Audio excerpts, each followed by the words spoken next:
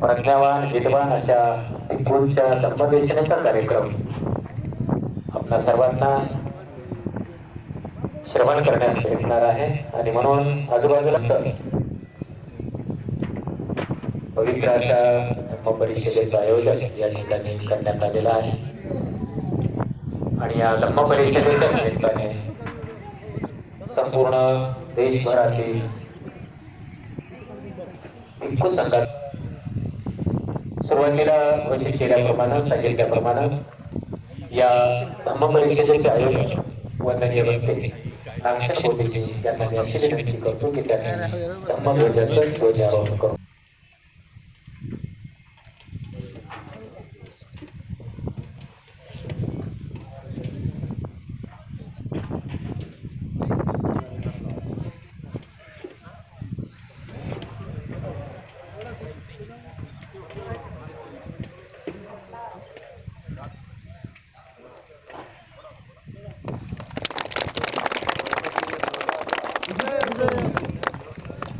Hello.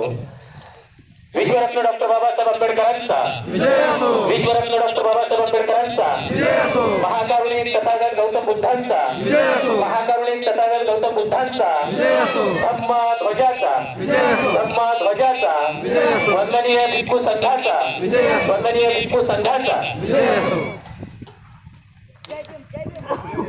झाल्यानंतर सर्व वंदनीय भिक्खू संघ धम्मपीठावर विराजमान होईल.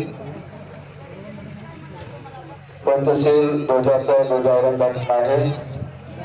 उत्तर प्रदेश जगंत आलेले आहेत. काळेगाव भिक्खू संघाचं भोजन झाल्यानंतर पुन्हा धम्मपीठावर विराजमान होईल.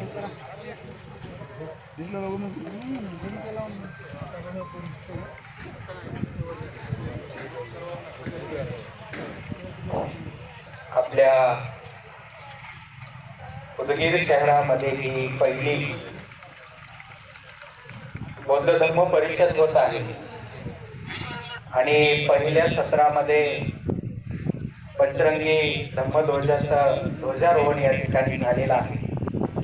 पूजनीय भिक्खू संघाच्या भोजनाच्या नंतर लागलीच आपल्या धम्म परिषदेचं उद्घाटन होईल. तोपर्यंत सर्वांनी बुद्धदेव गीतांचा वगैरे या ठिकाणी आनंद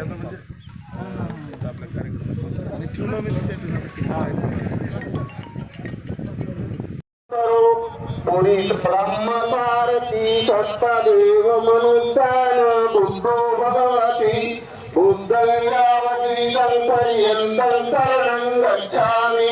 एष बुद्धातिपात एष बुद्धानागता पचुपन्नाते बुद्धाहं वन्दामि सर्वदा. नास्ति मे सर्वजेन होतु मे जयमङ्गलम्. उत्तमङ्गेन वन्देऽहं पादपंसो वरुत्तम. बुद्धयो खलितो दोषो बुद्धो खमतो मम. एंकिच रतना लोके विज्जति विविधा बुधो. प्रदन बुद्ध स्मरति तस्मा सोति भवन्तु मे.